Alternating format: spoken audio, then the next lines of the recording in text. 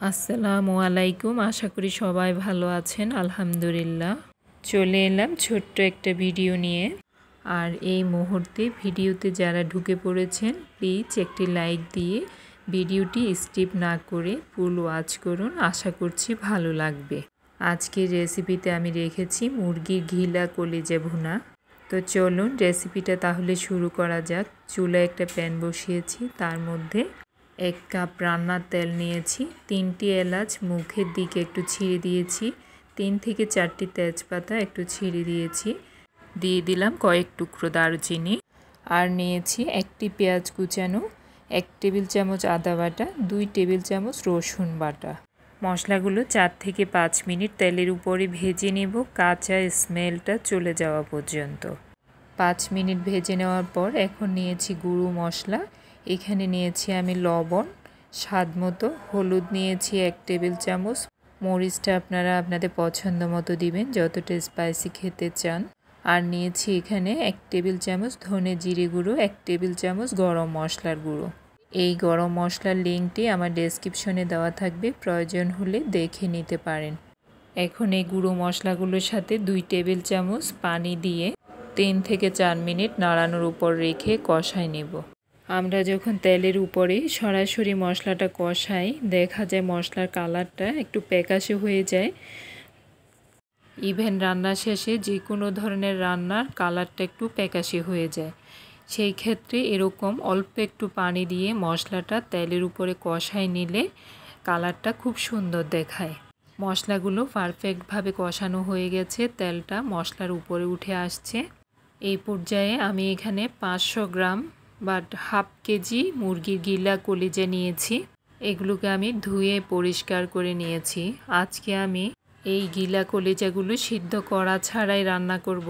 এই পর্যায়ে গিলা কলিজাগুলো মশলার মধ্যে দিয়ে পারফেক্টভাবে স্প্যাচেলে দিয়ে নাড়িয়ে সেট আপ করে দিব।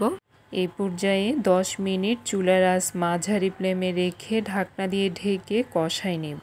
আমরা সব সময় যে কোনো ধরনের কলিজা গরু, মুরগি, খাসি রান্না করার সময় সিদ্ধ করে পুষ্টি মানটা নষ্ট করে ফেলি। আজকে আমি সিদ্ধ করা ছাড়া পুষ্টি গুণাগুণ পারফেক্ট রেখেই রান্নাটা করব।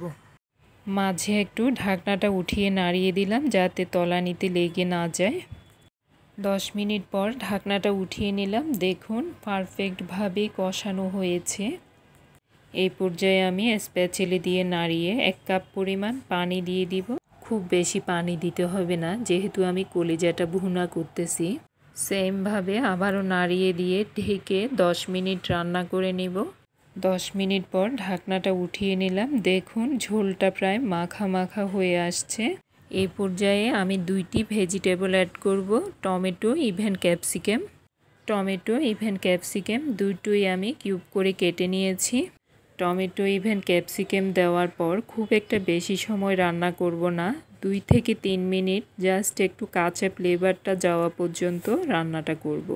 আর নিয়েছি বড় সাইজের 2টি পেঁয়াজগুলোকে আমি 4 ফালি করে কেটে কলিগুলো খুলে নিয়েছি। বেশ কিছু কাঁচা মরিচ 2 ফালি করে নিয়েছি। কলিজা মিষ্টি মিষ্টি হলে খেতে অতটা ভালো লাগে না, একটু ঝাল ঝাল হলে খেতে ভালো লাগবে। সব কিছু দেওয়ার পর একটু ম্যাশ করে দিয়ে ঢাকনা দিয়ে ঢেকে 2 থেকে 3 মিনিট রান্না করে নেব। এইভাবে রান্না করলে কলিজার যে একটা স্মেল আছে এই স্মেলটা আর লাগবে না। ক্যাপসিকামের একটা ফ্লেভার আসবে, কাঁচা মরিচের একটা সুগন্ধ আসবে, কাঁচা পেঁয়াজ সব মিলিয়ে ওই স্মেলটা আর থাকবে না। এখন দিয়ে দিলাম 1 চামচ চিনি, টেস্টের ব্যালেন্সটা যাতে পারফেক্ট হয়। আপনারা চাইলে স্কিপ করতে পারেন।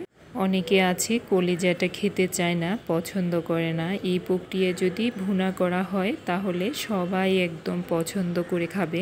উপর থেকে একটু ধনেপাতা দিয়ে স্প্যাচেলে দিয়ে নাড়িয়ে ম্যাশ করে দিয়ে ঢাকনাটা দিয়ে চুলাটা অফ করে দিলাম। হয়ে গেল আমার কলিজা ভুনা।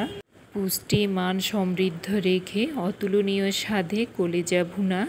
আপনার হাতে প্রতিটি খাবার আপনার পরিবার ইভেন বাচ্চাদের জন্য স্বাস্থ্যকর।